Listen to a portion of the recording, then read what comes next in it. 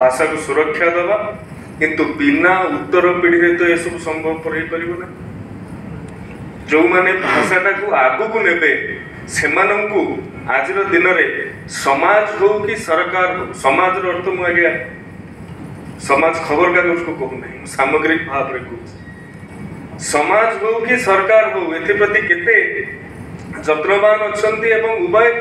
आंतरिकता और आत्मीयतार सहित केते जन ए कथा को आगु नौ 1835 से इंग्लिश एक्ट लागू हेबा आज दिन में आमे उपनिवेशवादी मानसिकतार संपूर्ण रूपे मुक्ति न पाइबा एवं इंग्राजी हो हिंदी हो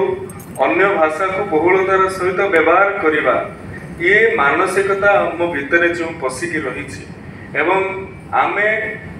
समाज रू एक कथा को जो प्रेरित करुछंती प्रोत्साहित करुछंती ये कोठी ना कोठी आम भाषा प्रति विपद आनी देछि। यूरोप महादेशर सबुतक देश इंग्राजी कहते ना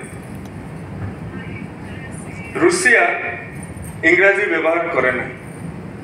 मुझे कथा सामग्रिक भाव में कहूँ तभी आप निर्दिष्ट भाव में कहे ये कथा भूल हो पारे सामग्रिक भाव में कहूँ